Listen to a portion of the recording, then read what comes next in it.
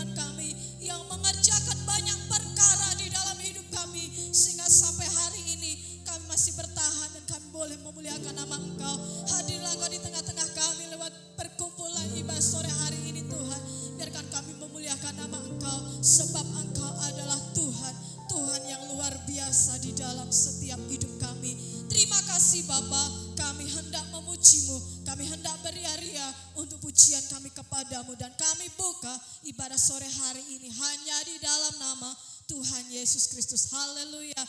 Amin. Puji Tuhan. Selamat sore saya ucapkan kembali kepada kita semua. Shalom Bapak Ibu. Puji Tuhan. Silakan duduk kembali, nanti saudara capek. Puji Tuhan, sore ini kita akan memuliakan nama Tuhan. Kaulah kuatku, kaulah kebanggaanku, meskipun musuh di depanku. Mari kita pujikan pujian ini. Haleluya. Amin Tuhan. Engkaulah kuatku. Haleluya.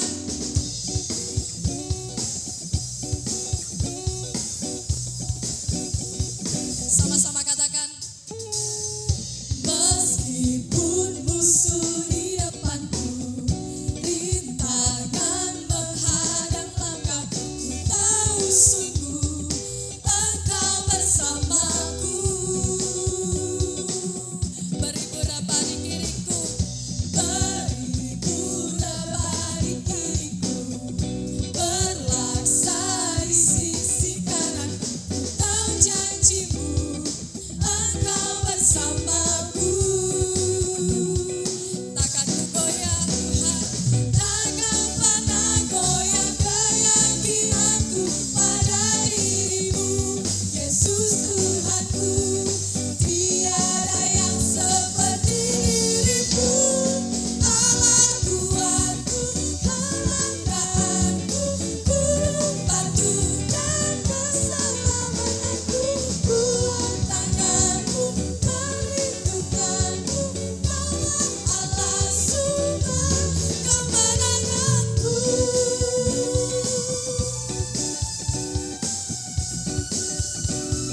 Meskipun musuh di depanku, meskipun musuh di depanku, rintangan menghadang langkahku, ku tahu sungguh Engkau bersamaku. Amin Tuhan. Beribu rebah di kiriku, berlaksa di sisi kananku, ku tahu janjimu Engkau bersamaku. Jangan pernah goyah, haleluya. Jangan pernah goyah keyakinanku pada dirimu. Siapa? Yesus Tuhanku. Tiada yang seperti dirimu. Kaulah kuatku, kebanggaanku, gunung batu dan keselamatanku. Kuat tanganmu, perlindunganku, Kaulah Allah sumber kemenangan. Kaulah kuatku, kebanggaanku, gunung batu dan keselamatanku. Kuat tanganmu, perlindunganku, Kaulah Allah sumber kemenanganku. Sumber kemenanganku, sumber kemenanganku. Haleluya.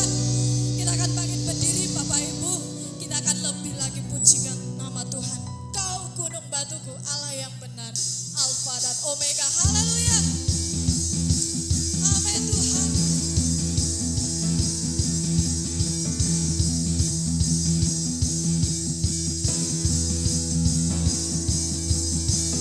Kau gunung batuku dan kau kota bentengku, tak akan ku ragu. Kau menjamin hidupku dan kau keselamatanku, dan kau yang membelaku, tak akan ku takut. Kuasamu di dalamku, walau badai menerpa di dalam hidupku ini. Namun tanganmu,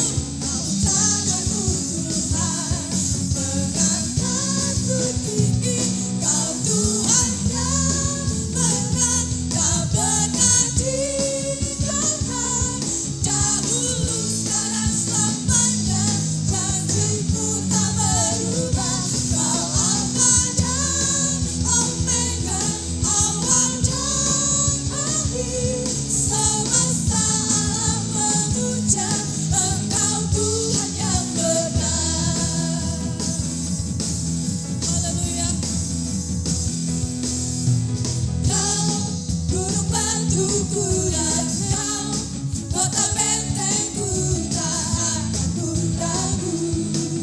Kau menjamin hidupku, haleluya. Kau keselamatanku dan Kau yang membelaku tak akan ku ragu.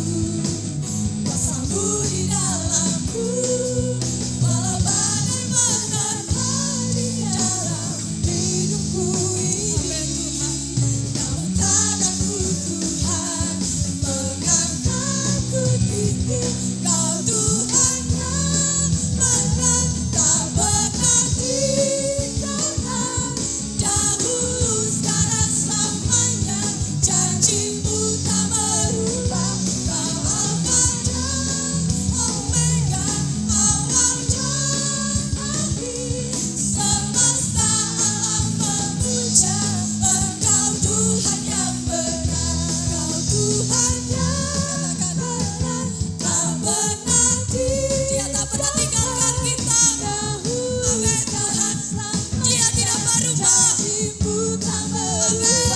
Kau Alfa dan Omega, awal dan akhir. Semesta alam memuja Engkau Tuhan yang benar. Semesta alam memuja, semesta alam memuja, semesta alam memuja Engkau Tuhan yang benar. Haleluya. Silakan duduk kembali. Semua alam semesta memuja karena Tuhan kita, Tuhan yang benar. Haleluya. Bersyukurlah dan banggalah karena kita punya Allah yang luar biasa. Mari kita akan sambut kebenaran firman Allah sore hari ini. Banyak yang Kau perbuat di dalam hidup kami Tuhan.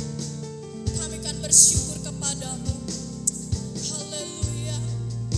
Engkau yang menjamin keselamatan dalam hidup kami. Engkau yang membela setiap perkara di dalam hidup kami Tuhan. Terima kasih Yesus. Sama-sama kita berkata, banyak yang Kau perbuat di dalam hidupku, di dalam hidupku. Rancangan indah-Mu, rancangan indah-Mu terjadi di hidupku.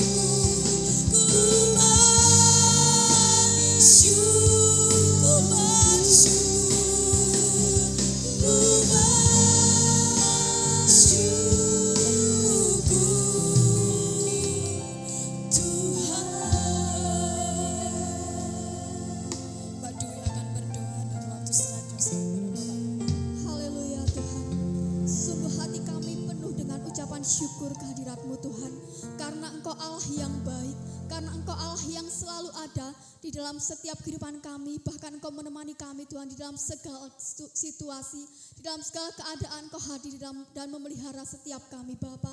Terima kasih Tuhan untuk kesempatan sore hari ini di mana kami boleh kembali berkumpul bersama untuk kami memuji beribadah kepadamu. Dan sebentar Tuhan kami mendengarkan kebenaran dari firman-Mu. Mari Bapa Engkau berbicara kepada kami. Apa yang menjadi isi hati-Mu akan Engkau ungkapkan kepada kami melalui hamba-Mu Tuhan yang akan menyampaikan kebenaran firman-Mu. Biarlah Tuhan Engkau mengurapi hamba-Mu dengan berkat-berkat penyingkapan rahasia dari tempat yang maha tinggi Tuhan.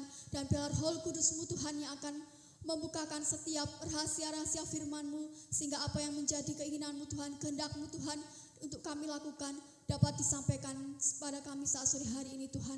Kami buka seluruh hati kami, pikiran kami dan kehidupan kami untuk kami menerima kebenaran firman-Mu. Sucikan setiap hati kami Tuhan, kuduskan ruangan tempat ini sehingga firman-Mu boleh disampaikan dan kami boleh menerima berkat dari kebenaran firman-Mu Bapa. Terima kasih Yesus, terima kasih Tuhan.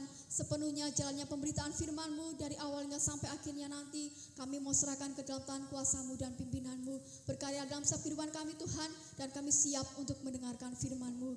Di dalam nama Tuhan Yesus Kristus, haleluya, amin. Shalom, puji Tuhan, haleluya. Selamat sore Bapak Ibu, selamat berjumpa dan salam sejahtera dalam kasih Tuhan Yesus Kristus. Bagaimana keadaan Bapak Ibu? Luar biasa. Anda diberkati Tuhan, sehat semua ya. Tuhan memberkati kita. Mari kita akan mempersiapkan diri dibekali dengan kebenaran firman Tuhan. Sore ini firman Tuhan yang akan saya sampaikan berbicara tentang Yerusalem atau orang Kristen sedang diukur oleh Tuhan. Temanya apa Bapak Ibu? Yerusalem atau orang Kristen sedang diukur oleh Tuhan. Apanya yang diukur dan bagaimana? Mari kita akan saksikan dan lihat melalui kitab Zakaria pasal 2. Ya, nanti saudara di rumah bisa baca Zakaria pasal 2, seluruh pasal 2 ayatnya dibaca semua. Tapi tentunya sore ini saya tidak akan bacakan semua karena nanti terlalu banyak membuang waktu. Saya akan cuplik saja ayat-ayat yang penting. Saya jemput dengan hormat kita bangkit berdiri, kita baca Zakaria 2 ayat 1 sampai 5, lalu kemudian ayat 10 sampai 11. Tapi nanti saudara di rumah baca seluruhnya supaya bisa nyambung, bisa mudeng. Ya, Zakaria 2 ayat 1 sampai 5. Penglihatan ketiga, seorang yang memegang tali ukuran. Aku melayangkan mataku dan melihat tampak seorang yang memegang tali pengukur. Ya kalau sekarang ya ukuran meteran gitu. Ya, ukuran meteran ada yang dari kain, kalau untuk ukuran meteran buat baju yaitu ukurannya dari kain. Mungkin kalau ukuran meteran untuk bangunan mungkin sekarang itu ya tidak lagi pakai kayu tapi semacam plat yang digulung itu lalu ditarik gitu ada ukuran sentimeternya. Lalu aku bertanya, kemanakah engkau ini pergi? Maka ia menjawab aku, ke Yerusalem.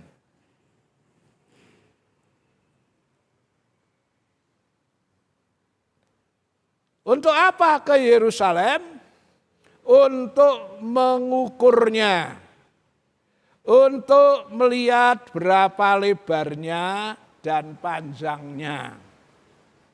Dan sementara melihat yang berbicara dengan aku itu menuju ke depan, majulah seorang malaikat lain mendekatinya. Yang diberi perintah, berlarilah, katakanlah kepada orang muda yang di sana itu demikian, Yerusalem akan tetap tinggal seperti padang terbuka oleh karena banyaknya manusia dan hewan di dalamnya. Dan aku sendiri, demikianlah firman Tuhan, akan menjadi tembok berapi baginya di sekelilingnya, dan aku akan menjadi kemuliaan di dalamnya. Sekarang ayat 10-11. Bersorak-sorailah dan bersukarialah, hai putri Sion. Sebab sesungguhnya aku datang dan diam di tengah-tengahmu, demikianlah firman Tuhan. Dan banyak bangsa akan menggabungkan diri kepada Tuhan pada waktu itu, dan akan menjadi umatku, dan aku akan diam di tengah-tengahmu. Maka engkau akan mengetahui bahwa Tuhan semesta alam yang mengutus aku kepadamu. Ya, penglihatan ketiga, seorang yang memegang tali ukuran. Zakaria melihat dalam penglihatan ada seorang, aku melayangkan mataku dan melihat tampak seorang yang memegang tali pengukur. Zakaria melihat ada seorang yang memegang tali pengukur. Lalu ditanya, kemana engkau mau pergi? Aku mau pergi ke Yerusalem untuk mengukurnya, untuk melihat berapa lebarnya dan panjangnya. Yerusalem ini menggambarkan kehidupan orang Kristen. Mana dasarnya kalau Yerusalem itu menggambarkan orang Kristen atau orang percaya? Kita baca Mazmur 125 ayat 2. Mazmur 125 ayat 2. Yerusalem, gunung-gunung sekelilingnya, demikianlah Tuhan sekeliling umatnya dari sekarang sampai selama-lamanya. Ya, Yerusalem, gunung-gunung sekelilingnya, demikian Tuhan sekeliling umatnya dari sekarang sampai selama-lamanya. Jadi Yerusalem itu menggambarkan umatnya Tuhan atau orang percaya. Gambarkan hidup saudara dan saya. Dan berdasarkan Zakaria ini, Zakaria melihat ada orang disuruh oleh Tuhan untuk ngukur itu Yerusalem. Ngukur kehidupan orang Kristen, saudara dan saya. Ini juga ada penjelasan lain yang mirip dengan ini. Saya terlintas dalam ingatan saya oleh kitab Wahyu pasal 11. Coba dibaca kitab Wahyu pasal 11 ayat 1 dan 2. Wahyu pasal 11 ayat 1 dan 2.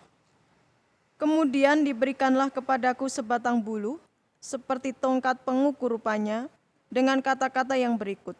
Bangunlah dan ukurlah bait suci Allah dan mezbah dan mereka yang beribadah di dalamnya. Tetapi kecualikan pelataran bait suci yang di sebelah luar, janganlah engkau mengukurnya, karena ia telah diberikan kepada bangsa-bangsa lain, dan mereka akan menginjak-injak kota suci 42 bulan lamanya. Ya. Kalau menurut versi kitab Wahyu, Yohanes di Pulau Patmos dia melihat bahwa dia diberi sebatang buluh pengukur, tongkat pengukur, ya. Suruh ngukur apa? Suruh ngukur Di sini bait suci, bangunan bait suci. Iya. Bait suci itu juga menggambarkan kehidupan orang percaya. Bukankah di 1 Korintus pasal 3, 16, pasal 6 itu menunjukkan bahwa tubuhmu itu bait Allah.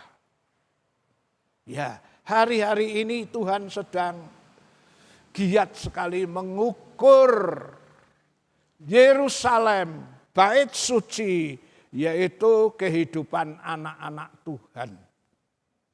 Sudah barang tentu yang Tuhan kehendaki supaya ketika kita itu diukur, didapatinya ukurannya sesuai dengan kehendak Tuhan.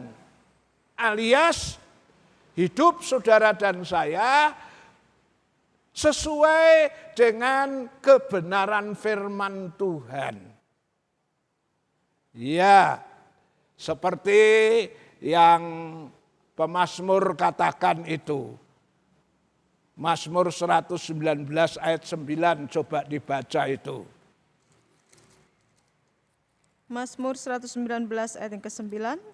Dengan apakah seorang muda mempertahankan kelakuannya bersih? Dengan menjaganya sesuai dengan firman-Mu. Ya, untuk menjadi gereja yang sempurna sesuai dengan ukuran yang Tuhan kehendaki. Dengan apakah seorang muda mempertahankan kelakuannya menjadi bersih? Dengan apakah saudara dan saya hidupmu itu menjadi bersih, sempurna, seperti sesuai ukuran yang Tuhan berikan? Tentunya dengan menjaganya sesuai dengan kebenaran, sesuai dengan firman-Mu katanya. Jadi jangan terbalik ya. Jangan maunya firman-Nya suruh menyesuaikan hidup kita. Terbalik itu. Kita yang harus menyesuaikan dengan firman Tuhan. Ya. Manakala saudara tidak mau menyesuaikan dengan firman Tuhan, saudara akan berada di luar ukuran. Bagaimana? Kalau berada di luar ukuran. Coba kita kembali, saya ingat tadi itu Wahyu 11 ayat 2. Wahyu 11 ayat 2. Tetapi kecualikan pelataran bait suci yang di sebelah luar, janganlah engkau mengukurnya, karena ia telah diberikan kepada bangsa-bangsa lain, dan mereka akan menginjak-injak kota suci 42 bulan lamanya. Manakala saudara tidak menyesuaikan dengan ukuran yang Tuhan mau, saudara berada di luar ukuran. Nah, kalau berada di luar ukuran, nasibnya seperti pelataran bait suci itu. Tidak diukur. Ya, memangnya ya paling enak itu kalau secara daging tidak nurut ukuran. Ya, mau minum-minum, mabuk-mabuk, mau melakukan apa saja, itu daging. Tapi kalau saudara berada di luar ukuran, tidak diukur, saudara ibarat bait suci halaman. Yang akan diberikan kepada orang kafir, dipijak-pijak 42 bulan lamanya. Alias mengalami masa 3,5 tahun aniaya. Lah itulah sebabnya himbauan firman Tuhan. Mari kita minta pimpinan Roh Kudus supaya Roh Kudus tolong supaya kita bisa menyesuaikan dengan firman.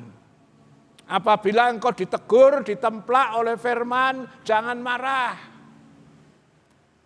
Ya, karena ketika Tuhan itu menegur, menghajar, mengingatkan kita, berarti Tuhan itu mengasihi. Seperti yang dikatakan Wahyu 3:19 ya. Barang siapa aku kasih, aku tegur, aku hajar supaya bertobat.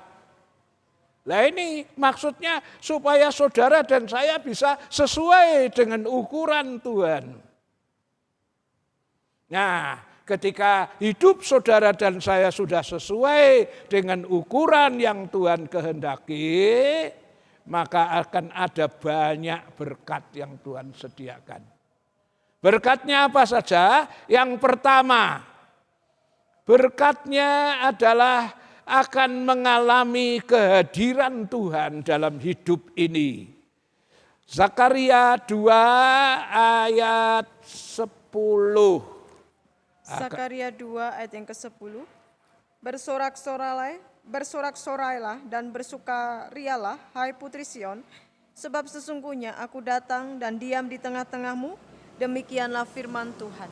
Ya, ketika saudara dan saya hidupnya sudah menyesuaikan sesuai dengan ukuran yang Tuhan kehendaki, berkat pertama, saudara dan saya akan mengalami kehadiran Tuhan di dalam hidup ini. Ya, sebab sesungguhnya aku akan datang dan diam di tengah-tengahmu. Ya, kita akan mengalami sepanjang hidup kita ini kehadiran Tuhan. Dan ini sangat penting, saudara. Sadhu Sudarsing, ya, dia pernah ngomong. Dia ngomong apa? Ketika Yesus hadir, ya, dia pernah ngomong begini, Sadhu Sudarsing berkata, di mana ada Yesus, maksudnya Yesus hadir, neraka pun berubah menjadi surga. Apa artinya jadi orang Kristen? Kalau namanya tok, tapi kalau tidak mengalami kehadiran Tuhan. Sadhu Sudarsing ngomong, di mana ada Yesus, neraka pun bisa berubah menjadi surga. Sebaliknya, kalau tidak ada Yesus, surga pun bisa seperti neraka. Iya, jadi berkat pertama ketika saudara mau menyesuaikan dengan ukuran yang Tuhan kehendaki, mengalami kehadiran Tuhan. Dan kalau Tuhan hadir, apa masalahmu akan beres. Coba kita lihat Markus 6:56. Ketika Yesus hadir, semua permasalahan beres. Markus 6 ayat 56. Kemanapun ia pergi, ke desa-desa, ke kota-kota, atau ke kampung-kampung, orang meletakkan orang-orang sakit di pasar dan memohon kepadanya, supaya mereka diperkenankan hanya menjamah jubah-jubahnya saja. Dan semua orang yang menjamahnya menjadi sembuh. Semua orang yang menjamahnya jadi sembuh. Ketika Yesus hadir, yang sakit sembuhkan, yang susah dihiburkan, yang ada masalah dapat pertolongan. Semuanya beres. Jadi keuntungan orang Kristen yang mau diukur dan menyesuaikan dengan ukuran, mengalami kehadiran Tuhan. Dan ketika Tuhan hadir, bereslah semua masalah kita. Yang kedua, Tuhan akan menjadi pagar api mengelilingi hidup saudara dan saya. Zakaria pasal 2 tadi, ya, Zakaria pasal 2 tadi, ayatnya yang kelima. Zakaria 2 ayat yang kelima. Dan aku sendiri, demikianlah firman Tuhan, akan menjadi tembok berapi baginya di sekelilingnya, dan aku akan menjadi kemuliaan di dalamnya. Ya, ketika saudara dan saya sudah belajar hidup menyesuaikan dengan firman Tuhan, berkat kedua, janji Tuhan, Tuhan akan menjadi pagar api, pagar tembok api berkeliling. Ini berbicara tentang proteks, perlindungan Allah dalam hidup ini. Ketika hidupmu benar, engkau gak usah takut. Ada COVID, ada apa, gak usah takut. Saya heran, orang Kristen gara-gara COVID saja gak berani ke gereja. Saya heran. Di mana imannya? Ketika hidup kita sesuai dengan firman Tuhan itu jadi pagar. Pagar api. Ini bicara proteks. Perlindungan Tuhan. Ya tentunya kita tidak boleh mencobai jarak. Ya, aturannya pakai masker ya pakai, jangan jarak. Tapi selama kita ada dalam kebenaran sudah nurut protokol kesehatan, ngapain takut? Waktunya ibadah, nggak usah takut. Jaminannya siapa? Tuhan. Ya, Tuhan akan jadi pagar api yang mengelilingi. Hal ini saudara, setan pun mengakui kalau kehidupan orang benar itu dipagari. Ayub pasal 1 ayat 8 sampai 10. Ayub pasal 1 ayat 8 sampai 10. Lalu bertanyalah Tuhan kepada iblis, apakah engkau memperhatikan hambaku Ayub? Sebab tiada seorang pun di bumi seperti dia, yang demikianlah saleh dan jujur, yang takut akan Allah dan menjauhi kejahatan. Lalu jawab iblis kepada Tuhan, apakah dengan tidak mendapat apa-apa Ayub takut akan Allah? Bukankah engkau yang membuat pagar sekeliling dia? Bukankah engkau yang membuat pagar sekeliling? Setan pun mengakui kalau Ayub itu dipagari oleh Tuhan. Dan rumahnya serta segala yang dimilikinya?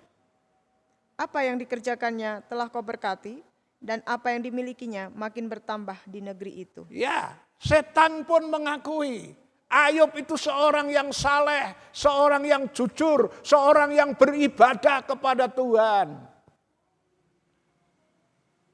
Dan dia mengalami proteks perlindungan Tuhan itu.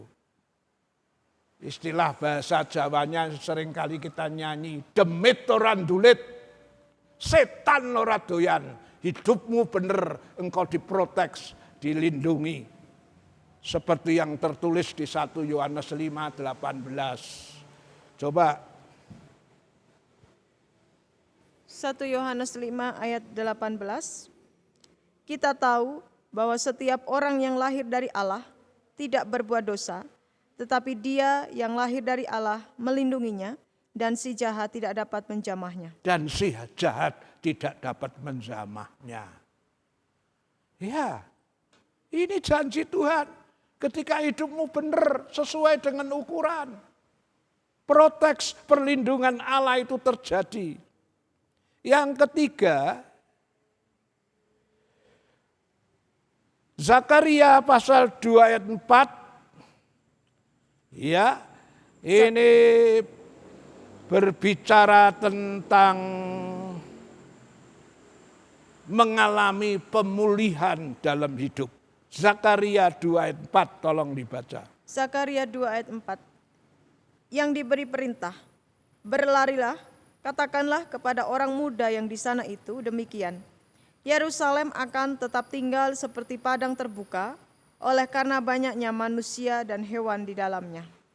Ya, setelah Yerusalem itu diukur dan sesuai dengan ukuran Tuhan, janji Tuhan, Yerusalem akan tinggal seperti padang terbuka oleh karena banyaknya manusia. Sebelum itu orang Yahudi mengalami apa ya? Diizinkan Tuhan tersebar di 4 penjuru dunia ini. Karena apa? Pelanggaran mereka terhadap firman.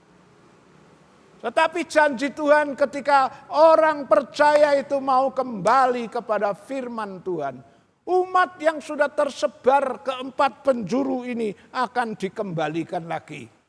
Zakaria 2 ayat 6 sampai 9, tolong. Zakaria 2 ayat 6 sampai 9. Ayo, larilah dari tanah utara. Demikianlah firman Tuhan. Sebab ke arah keempat mata angin aku telah menyerahkan kamu, demikianlah firman Tuhan. Ke arah 4 mata angin aku sudah menyerahkan kamu, dibuang kemana-mana. Tapi, terus? Ayo, luputkanlah dirimu ke Sion, hai penduduk Babel.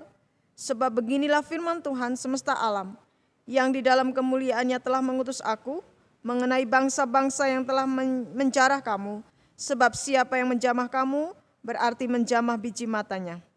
Sesungguhnya aku akan menggerakkan tanganku terhadap mereka, dan mereka akan menjadi jarahan bagi orang-orang yang tadinya takluk kepada mereka. Maka kamu akan mengetahui bahwa Tuhan semesta alam yang mengutus aku. Ketika Yerusalem orang percaya hidup dalam kebenaran, umat Tuhan yang tadinya terserak di 4 penjuru alam ini akan dikembalikan lagi. Dan Tuhan janji, siapa yang menjamah ganggu hidup orang percaya, podo wae karo nyenggol meripat matanya Tuhan. Mata itu sensitif, gak boleh dipegang. Ya, tubuh yang lain mungkin boleh bisa dipegang, tapi mata tidak. Umat Tuhan yang hidup sesuai firman Tuhan tuh dapat proteksi. Ini orang Yahudi yang tersebar kemana-mana akan dikembalikan ketika mereka kembali kepada kebenaran firman. Siapa yang ganggu seperti ganggu biji matanya Tuhan. Ya, bahkan akan mengalami perubahan.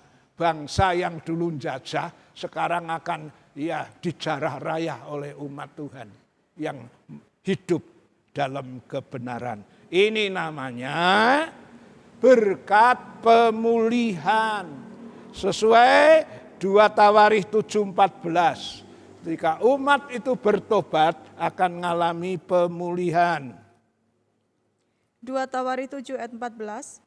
Dan umatku yang atasnya namaku disebut merendahkan diri, berdoa dan mencari wajahku, lalu berbalik dari jalan-jalannya yang jahat, maka aku akan mendengar dari sorga dan mengampuni dosa mereka serta memulihkan negeri mereka.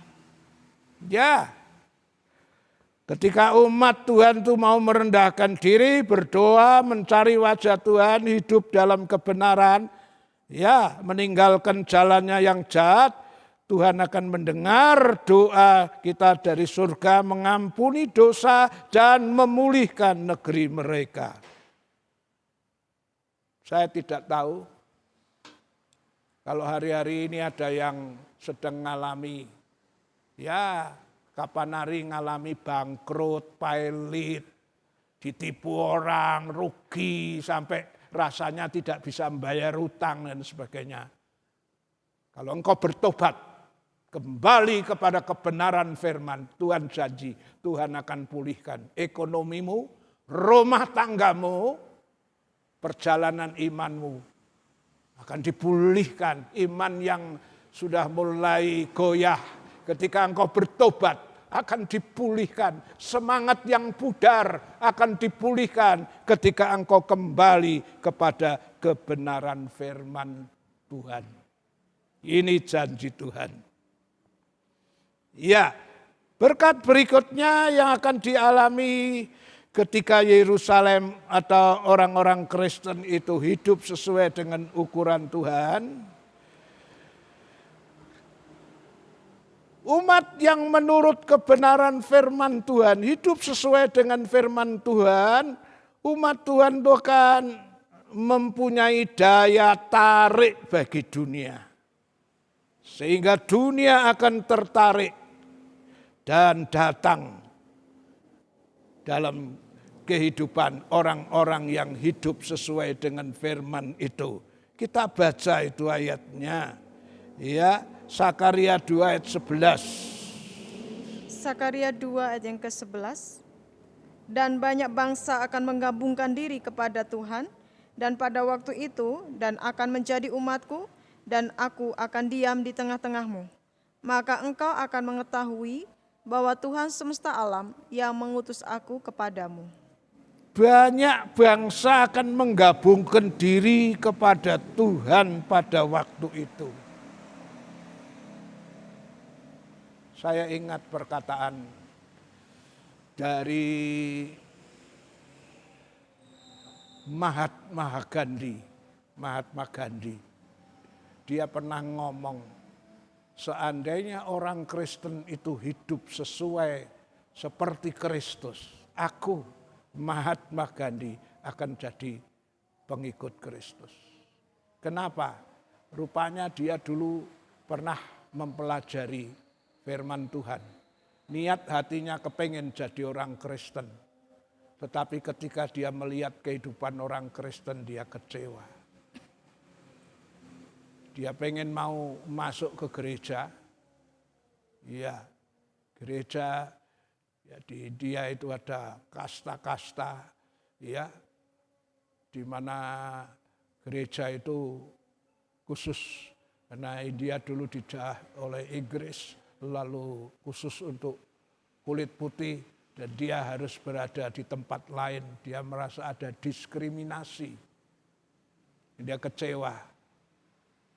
Tapi Tuhan bilang, ketika umat Tuhan itu hidup sesuai dengan firman Tuhan, maka akan ada banyak bangsa menggabungkan diri. Gereja menjadi daya tarik. Sekarang ini belum sampai di situ.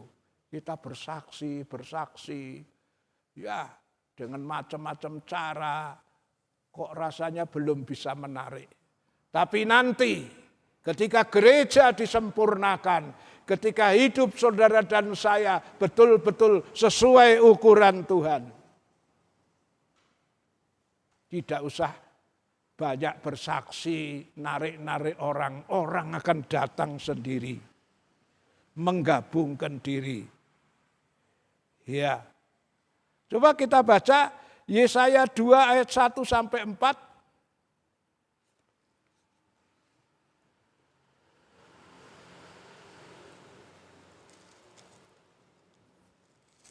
Yesaya 2 ayat 1 sampai 4.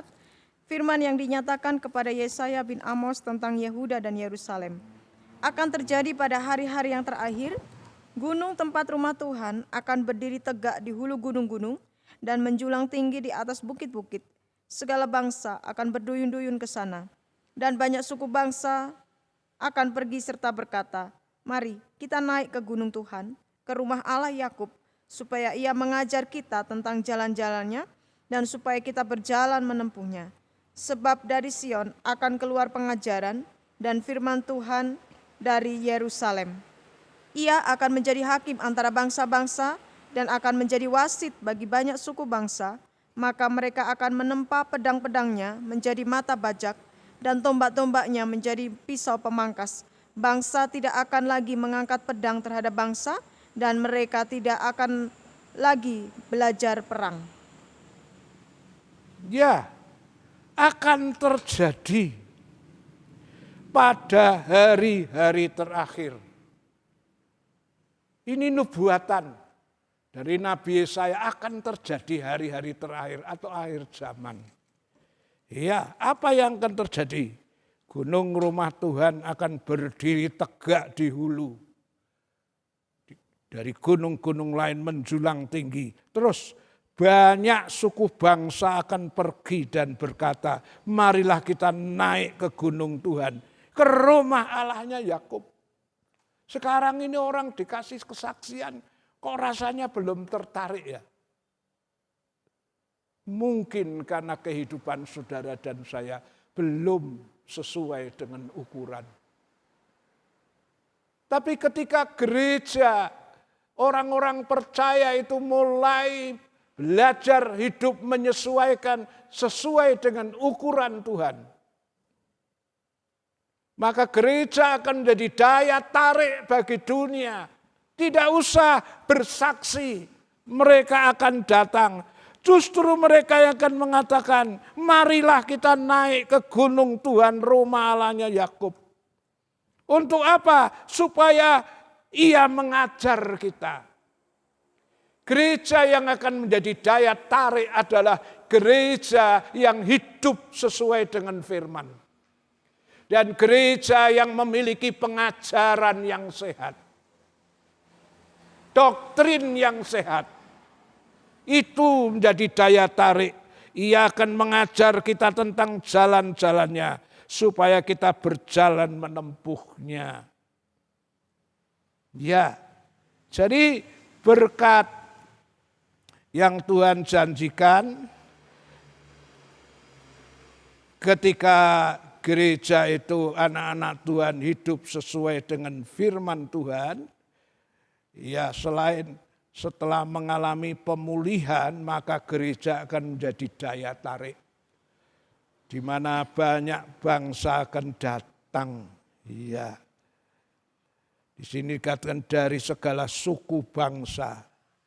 Ia akan datang ke rumah Allah Yakub. Karena hari-hari terakhir itu akan terjadi kelaparan rohani, saudara.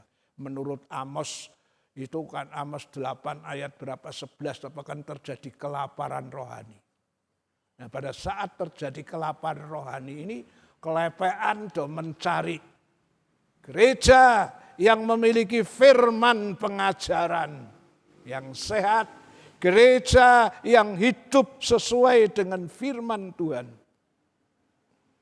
Sama halnya dengan waktu Mesir zamannya Yusuf memiliki banyak gandum.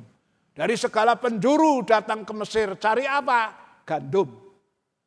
Gereja yang memiliki pengajaran yang sehat, hidup dalam kebenaran akan menjadi daya tarik tersendiri. Enggak usah takut kalau gereja kita dianggap kuno, dianggap kurang modern. Enggak usah takut, yang penting kita pertahankan tuh doktrin pengajaran yang sehat. Ini akan menjadi daya tarik tersendiri. Iya, dan berikutnya ketika orang Kristen dalam hidupnya sesuai dengan firman Tuhan, berarti di dalam hidupnya meninggikan nama Yesus. Sebaliknya kalau gereja orang percaya itu hidupnya tidak karuan, dia mempermalukan. Tapi gereja yang menyesuaikan dengan firman, hidup sesuai dengan firman. Gereja orang Kristen itu dalam hidupnya dia meninggikan nama Yesus. Dan ketika gereja itu hidup meninggikan nama Yesus, maka Tuhan Yesus ngomong ketika anak manusia itu ditinggikan, Tuhan akan menarik jiwa. Yohanes 12 ayat 32.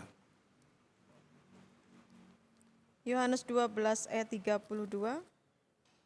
Dan aku, apabila aku ditinggikan dari bumi, aku akan menarik semua orang datang kepadaku. Mengapa sekarang kita banyak bersaksi dunia belum tertarik? Kemungkinan karena hidup kita belum sesuai.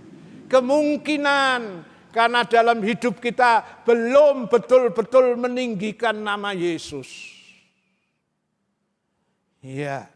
Orang yang meninggikan nama Yesus itu di dalam hidupnya selalu berusaha apapun yang dia lakukan untuk kemuliaan nama Tuhan. Ini namanya meninggikan Yesus. Ya, coba 1 Korintus 10:31. 1 Korintus 10:31.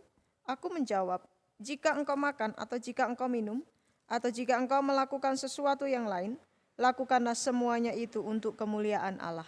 Ya, inilah kehidupan yang meninggikan nama Yesus. Apapun yang diperbuat untuk kemuliaan Allah. Jadi kalau engkau diberi suara yang bagus, engkau nyanyi, suaramu merdu, menjadi berkat bagi banyak orang, perbuatlah itu untuk kemuliaan nama Tuhan. Kalau engkau bisa main musik, talentamu pakailah untuk memuliakan Tuhan. Kalau engkau diberi talenta Tuhan untuk bisa besuk, menghibur, menguatkan orang, pakailah kesempatan itu untuk memuliakan Tuhan. Apapun yang kita lakukan untuk kemuliaan nama Tuhan, ini namanya hidup meninggikan nama Yesus. Sebaliknya kalau ketika engkau dipakai Tuhan dengan heran, lalu engkau jadi sombong, lalu engkau coba merampas kemuliaan Tuhan, turun dari mimbar, banyak orang yang nyalami, terima kasih, khotbah Anda menjadi berkat. Wah, lalu besar kepala, sombong. Oh ya. Orang yang seperti ini sedang tidak sadar, sedang merampas kemuliaan Allah. Dan hati-hati, saudara. Saya lihat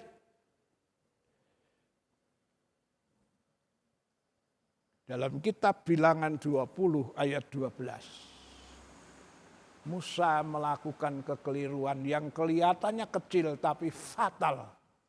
Yang membuat Musa gagal masuk tanah Kanaan. Bilangan 20 ayat 12. Bilangan 20 ayat yang ke-12. Tetapi Tuhan berfirman kepada Musa dan Harun, karena kamu tidak percaya kepadaku dan tidak menghormati kekudusanku di depan mata orang Israel, itulah sebabnya kamu tidak akan membawa jemaah ini masuk ke negeri yang akan kuberikan kepada mereka. Karena kamu tidak percaya kepadaku, kedua tidak menghormati kekudusanku di depan mata orang Israel. Itulah sebabnya kamu tidak akan membawa jemaah ini masuk ke negeri yang akan kuberikan. Iya, kelihatannya kecil tapi fatal. Ketika yang kedua kali disuruh berkata kepada gunung batu, Musa pukul gunung batu itu. Memang mengeluarkan air. Kelihatannya kesalahan kecil tapi cukup fatal. Karena itu tidak menghormati kekudusan Tuhan. Iya. Jadi Tuhan berjanji ketika orang Kristen itu benar-benar hidup sesuai ukuran Tuhan, berkat yang Tuhan janjikan adalah gereja akan menjadi sesuatu daya tarik. Di mana nanti orang akan berduyun-duyun datang, bergabung kepada saudara dan saya menjadi orang percaya. Ya, dengan catatan hidup sesuai dengan firman Tuhan, milikilah pengajaran yang sehat. Ya, dan jangan merampas kemuliaan Allah. Ketika engkau berhasil melakukan ini dan itu, katakanlah itu hanya karena kemurahan Tuhan. Seperti yang dikatakan oleh Yohanes Pembaptis. Ketika dia berhasil dalam khotbahnya mentobatkan banyak orang. Dia tidak merampas kemuliaan Allah. Justru dia bilang, biarlah dia yang bertambah-tambah, tapi aku yang berkurang-kurang. Coba itu Yohanes 3 ayat 30. Yohanes 3 ayat 30. Ia harus makin besar, tetapi aku harus makin kecil. Ya, biar Yesus yang makin bertambah. Kalau murid-muridnya Yohanes pada ikut Yesus, Yohanes legowo, rela, tidak lalu marah, cemburu. Wah, ini kok pengikutnya mulai ikut Yesus. Justru Yohanes bilang, biarlah dia makin bertambah. Aku makin berkurang. Ya, Tuhan Yesus bilang ketika aku ditinggikan, hidup orang Kristen itu meninggikan dan mempermuliakan Tuhan, maka aku akan menarik banyak orang datang kepadaku. Kita tunduk kepala. Dia harus makin bertambah. Ku harus makin berkurang. Nama Yesus saja disembah. Ku ada di paling belakang. Bila Yesus ditinggikan dan salibnya diberitakan, aku akan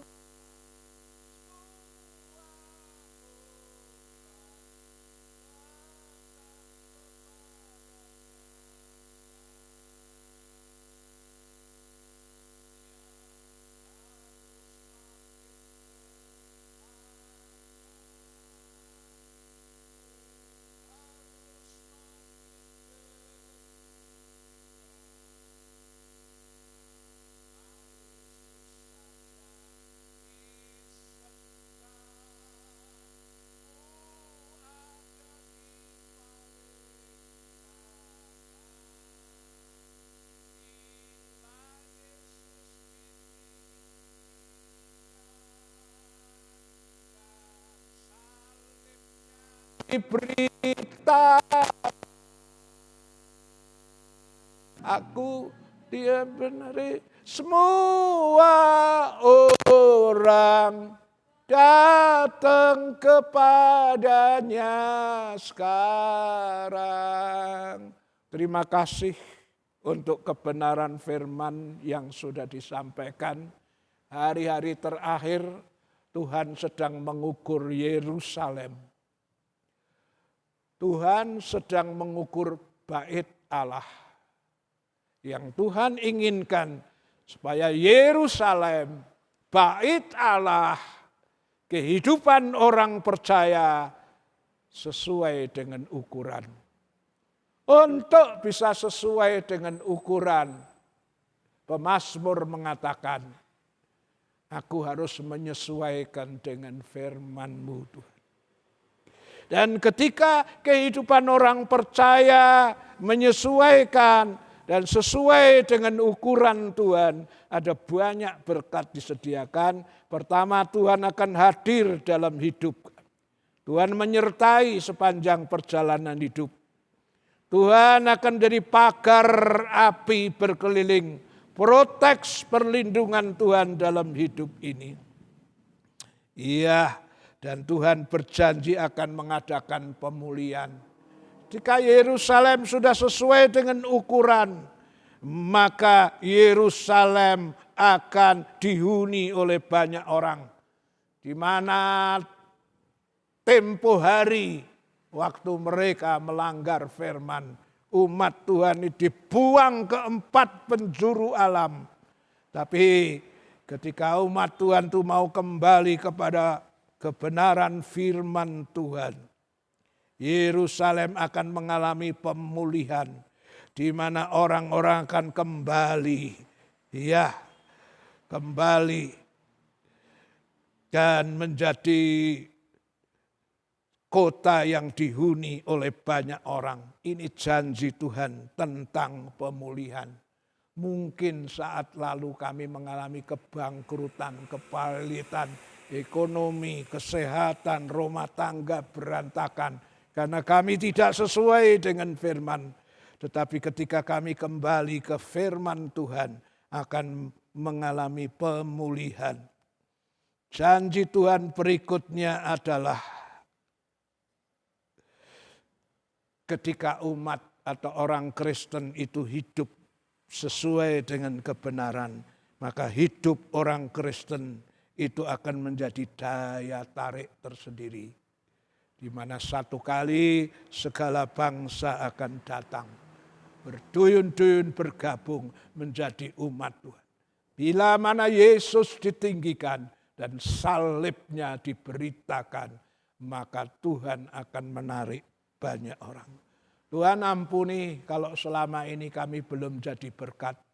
Selama ini mungkin kami hanya pintar bersaksi, tapi belum menjadi saksi. Karena hidup kami masih jauh dari kebenaran. Itulah sebabnya kami tidak menjadi saksi yang berhasil Tuhan. Tolong kami, Roh Kudus bantu kami supaya kami boleh hidup dalam kebenaran-Mu. Sehingga hidup kami menjadi daya tarik. Bukan perkataan kami tetapi kehidupan kami menjadi saksi akan membawa jiwa datang kepadamu. Nama-Mu dipermuliakan. Terima kasih Tuhan. Seberapa banyak anak-Mu yang hadir, yang sedang mengalami permasalahan, Tuhan janji akan pulihkan asal kami bertobat kembali kepada kebenaran firman. Dalam nama Tuhan Yesus Kristus. Amin. Tidak ada pengumuman lain, kita akhiri di dalam doa. Kita bangkit berdiri, shalom, shalom. Shalom, shalom, damai Allah turun ke atasmu sekarang. Shalom, shalom, damai Allah sekarang dan selamanya. Seperti sungai mengalir lembut gemercik, seperti burung merpati, damai surgawi. Shalom, shalom, diberkatilah kau selalu.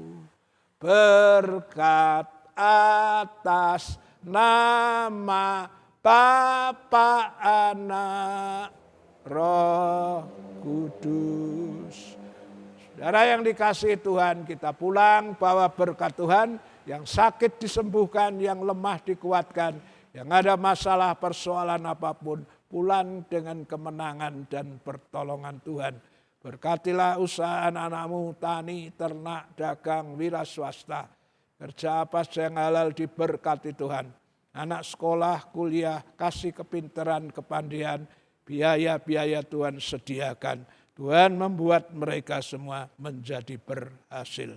Berkatilah apa yang dipersembahkan anak-anakmu, tatangan, sukarela, perpuluhan, nasar, buah sulung, korban untuk pembangunan dan yang lain-lain. Tuhan menilai, mencatat, dan Tuhan akan mengembalikan lipat kali ganda sesuai janji firman-Mu.